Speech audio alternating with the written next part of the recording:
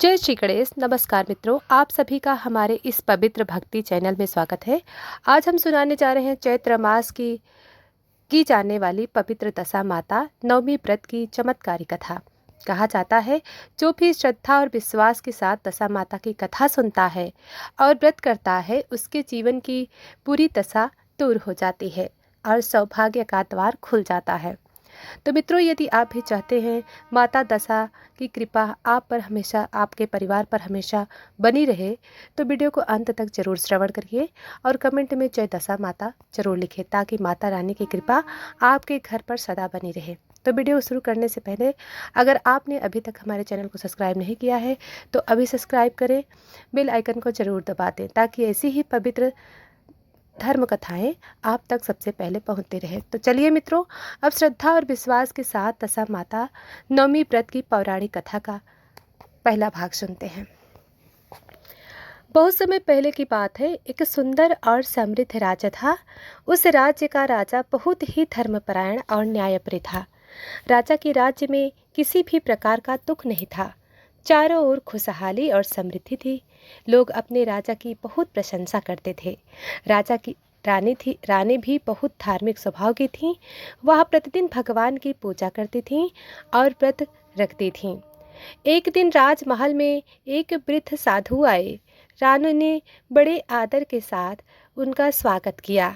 साधु ने रानी से कहा, हे रानी, तुम्हारा जीवन सुख और समृद्धि से भरा हुआ है, लेकिन भविष्य में तुम्हारे राज्य पर कठिन समय आ सकता है। यह सुनकर रानी चिंतित हो गईं। रानी ने हाथ जोड़कर कहा, हे महात्मा, यदि ऐसा संकट आने वाला है तो कृपा करके उससे बचने का उपाय बताएं। साधु मुस्कुराए और बोले, हे रानी, यदि तुम चैत्र मास की नवमी को श्रद्धा के साथ दशा माता का व्रत करोगी और उनकी कथा सुनोगी तो तुम्हारे राज्य की हर बुरी दशा दूर हो जाएगी। साधु ने आगे कहा, दशा माता वह देवी हैं जो मनुष्य के जीवन की बुरी ग्रह दशाओं को दूर कर देती हैं। रानी ने उसी समय निश्चय किया, वह चैत्र मास की नवमी को दशा माता का व्रत अवश्य करेंगी। कुछ ही दिनों बाद चैत्र मास की नवमी का दिन आया। रानी ने सुबह जल्दी उठकर स्नान किया, फिर महल के आंगन में गंगा जल को शुद्ध किया। आंगन में एक सुंदर चौक बनाया, फिर वहां दशा माता की पूजा की तैयारी की। रानी ने हल्दी, कुमकुम, अक्षत और फूल से माता की पूजा की, फिर दीपक जलाकर माता की आरती की। पूजा के बाद रानी ने बड़ी श्रद्धा से दशा माता की कथा सुनी। लेकिन उसी समय राज्य में एक अजीब घटना हुई। राजा के खजाने से अचानक धन गायब होने लगा। राज्य के व्यापारी में भी नुकसान होने लगा। लोगों के जीवन में अचानक परेशानियां आने लगी। राजा बहुत चिंतित हो गया।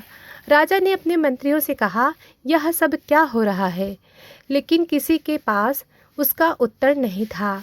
उसी समय राज्य में एक ज्योतिषी आया। ज्योतिषी ने राजा की कुंडली देखी और कहा, महाराज, इस समय आपके राज्य में बहुत खराब ग्रह दशा चल रही है। राजा घबरा गया, लेकिन तभी रानी को साधु की बात याद आई। रानी ने राजा से कहा, महाराज, चिंता मत कीजिए, मैंने आज दशा माता का व्रत किया है, माता अवश्य रक्षा करेंगी। लेकिन राजा को रानी की बात पर विश्वास नहीं हुआ। राजा ने कहा, यदि देवी हमारी रक्षा करती हैं तो हमारे राज्य में यह संकट क्यों आया है? रानी ने कहा, महाराज, कभी कभी माता हमारी परीक्षा लेती हैं। और यहीं से राजा के जीवन में एक ऐसा चमत्कार शुरू हुआ जिसने पूरे राज्य की किस्मत बदल दी। प्रिय भक्तजनों, जा रही थी, अचानक राज्य में अजीब अजीब घटनाएं होने लगी। खेतों में फसलें सूखने लगी, व्यापार में नुकसान होने लगा, राजकोष का धन धीरे धीरे कम होने लगा, प्रजा भी परेशान होने लगी। राजा ने कई यज्ञ और दान कराए, मंदिरों में विशेष पूजा भी करवाई, लेकिन समस्या समाप्त नहीं हुई। राजा ने अपने राज्य ज्योतिषी को बुलवाया। ज्योतिषी ने ग्रह की गणना की और बोला, महाराज, इस समय आपके राज्य पर बहुत कठिन दशा चल रही है। यदि इसका उपाय नहीं किया गया तो संकट और बढ़ सकता है। राजा यह सुनकर और चिंतित हो गया। उसी समय रानी को फिर से उस साधु की बात याद आ गई। रानी ने राजा से कहा, महाराज, यह सब बुरी ग्रह दशा का प्रभाव है, लेकिन दशा माता की कृपा से सब ठीक हो सकता है। राजा ने रानी से कहा, यदि ऐसा है तो हमें क्या करना चाहिए? रानी ने उत्तर दिया, हमें पूरी श्रद्धा से दशा माता का व्रत करना चाहिए और उनकी कथा सुननी चाहिए। रानी ने उसी दिन से पूरे नियम के साथ व्रत करना शुरू किया। रोज़ सुबह स्नान करके आंगन को साफ करती, फिर सुंदर चौक बनाती, उस चौक में दशा माता का प्रतीक बनाकर दीपक जलाती, फूल, रोली, अक्षत और प्रसाद से माता की पूजा करती। रानी पूरी श्रद्धा से कहती, हे माता, हमारे राज्य की सारी बुरी दशा दूर कर दीजिए। धीरे धीरे पूरे राज्य में यह बात फैल गई कि रानी दशा माता का व्रत कर रही है। प्रजा भी माता की पूजा करने लगी। लेकिन कहते हैं, जब भगवान या देवी किसी भक्त की परीक्षा लेते हैं तो पहले कठिन परिस्थितियां आती हैं। एक दिन राजमहल में बहुत बड़ी घटना हुई। राजा का सबसे कीमती रत्न अचानक गायब हो गया। सारे महल में खोज शुरू हुई, लेकिन रत्न कहीं नहीं मिला। राजा को लगा कि किसी चोर ने चोरी कर ली है। राजा बहुत क्रोधित हो गया। सैनिकों को आदेश दिया गया कि चोर को ढूंढा जाए, लेकिन कई दिनों तक खोजने के बाद भी कुछ भी पता नहीं चला। उसी समय एक मंत्री ने राजा के कान में कहा, महाराज, शायद यह सब रानी के व्रत के कारण हो रहा है। राजा चौंक गया। मंत्री ने कहा, जब से रानी यह व्रत कर रही हैं तभी से राज्य में समस्याएं बढ़ रही हैं। राजा के मन में संदेह पैदा हो गया। राजा ने रानी से कहा, रानी, क्या यह व्रत सही है? रानी ने शांत स्वर में कहा, महाराज, यह व्रत बहुत पवित्र है। यह माता मनुष्य की बुरी दशा दूर करती हैं। लेकिन राजा अभी भी चिंतित था। उधर रानी का विश्वास और मजबूत हो गया।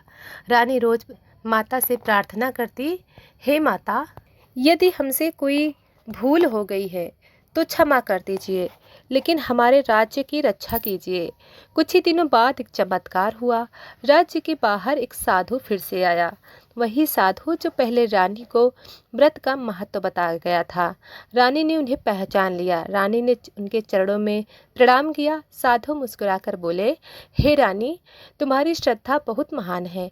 रानी ने कहा, महाराज, राज्य में बहुत संकट है, कृपा करके हमें बचाइए। साधु ने कहा, चिंता मत करो, यह सब दशा माता की परीक्षा है।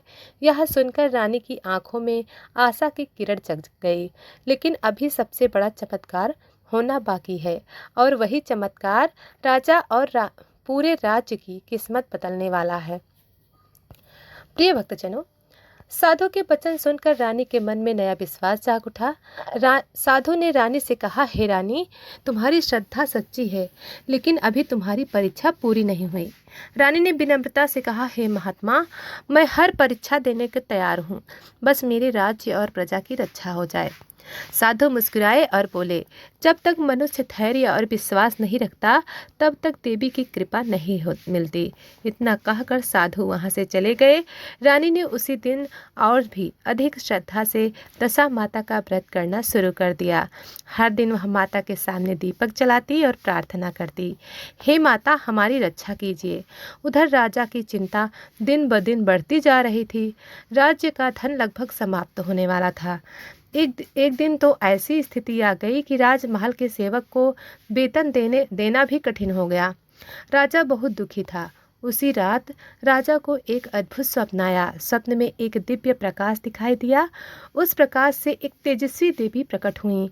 वह थी दशा माता। माता ने राजा से कहा, हे राजा, तुम्हारे राज्य पर जो संकट आया है वह तुम्हारी परीक्षा थी। राजा ने हाथ जोड़कर कहा, हे माता, यदि हमने कोई भूल की हो तो हमें क्षमा कर दीजिए।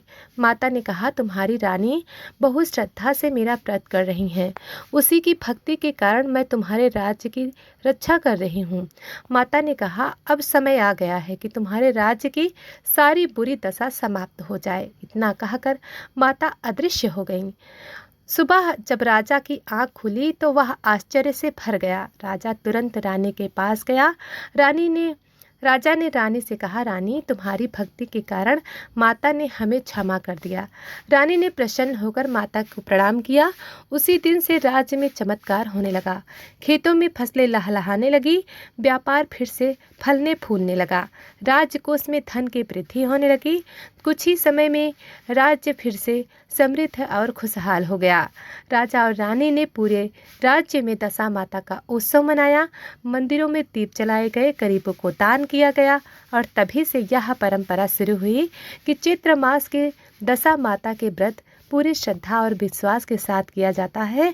कहा जाता है, जो भक्त श्रद्धा से दशा माता की कथा सुनता है और व्रत करता है, उसके जीवन की सारी बुरी दशा समाप्त हो जाती हैं और सुख समृद्धि प्राप्त होती हैं। उसके घर में सुख शांति आती है। तो मित्रों, यदि आपको दशा माता की यह पवित्र कथा पसंद आई हो तो वीडियो को लाइक करें, चैनल को सब्सक्राइब करें। बोलिए दशा माता की जय।